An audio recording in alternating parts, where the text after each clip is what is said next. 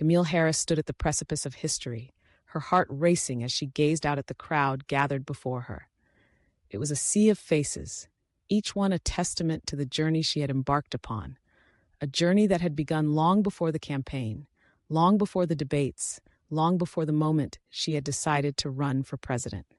It had started in a small town, where dreams were often overshadowed by the weight of reality, where the whispers of "you can't" echoed louder than the shouts of "you can." But Camille had always been different. She had always believed in the power of possibility, in the strength of her voice, and in the resilience of her spirit. Growing up, her mother worked 2 jobs to keep food on the table, and her father, a factory worker, often came home exhausted, his hands calloused and worn. They taught her the value of hard work, the importance of perseverance, and the necessity of standing up for what is right. They instilled in her a sense of justice, a fire that burned brightly within her, urging her to fight against the injustices she saw around her. She remembered the day she first spoke out against bullying in her school, how her voice trembled but grew stronger as she stood up for a classmate who had no one to defend her. That moment ignited something within Camille, a realization that her voice mattered, that she could make a difference, no matter how small. As she grew older, Camille became more aware of the systemic issues that plagued her community. She saw the disparities in education, the lack of resources, the struggles of families like hers, who were just trying to get by. She knew that if she wanted to create change, she had to be part of the solution. So she threw herself into her studies, determined to rise above her circumstances. She earned scholarships, worked tirelessly, and eventually found herself at a prestigious university where she studied political science. It was there that she discovered her passion for public service, her desire to advocate for those who felt voiceless. After graduation, Camille returned to her hometown, armed with knowledge and a fierce determination to uplift her community. She started a nonprofit organization aimed at providing mentorship and resources to underprivileged youth, helping them navigate the challenges she had faced. She believed that every child deserved a chance to succeed, that no one should be limited by their circumstances. The organization flourished, and soon Camille became a local hero, a beacon of hope for many. But she knew that her work was just beginning. The call to politics came unexpectedly. A friend encouraged her to run for city council, to take her advocacy to a larger platform. Camille hesitated at first, unsure if she was ready for the scrutiny and challenges that came with public office. But deep down, she felt the familiar spark of determination. She realized that if she wanted to create meaningful change, she had to step into the arena. So she took a leap of faith, ran her campaign with authenticity and passion, and won.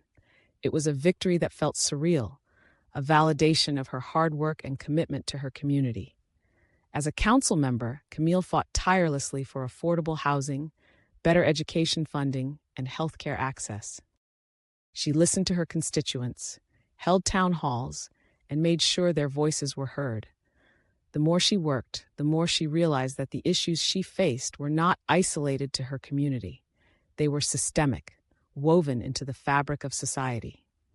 She began to dream bigger, to envision a future where she could influence change on a national scale. The idea of running for president began to take root in her mind, a daunting yet exhilarating prospect. The campaign was grueling, filled with long nights, endless debates, and the constant scrutiny of the media.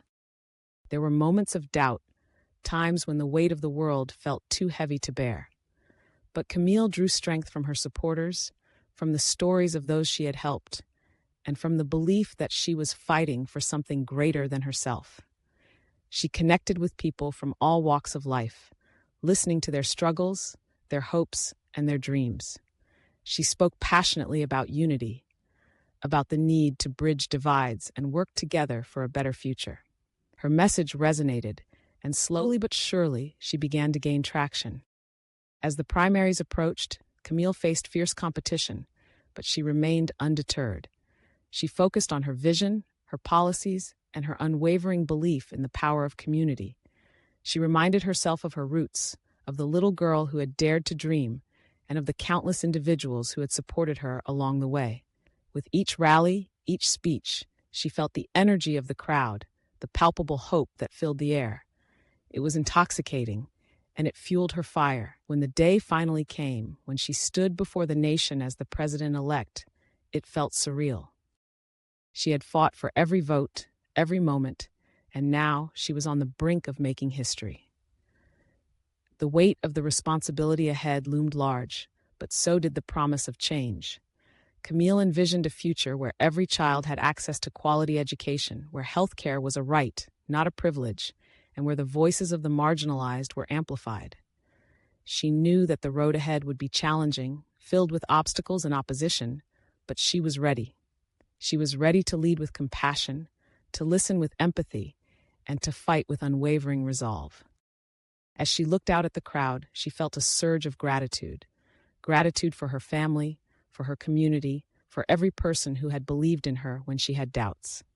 This was not just her victory. It was a victory for all those who had ever felt unheard, unseen, or underestimated. Camille Harris was not just a name on a ballot.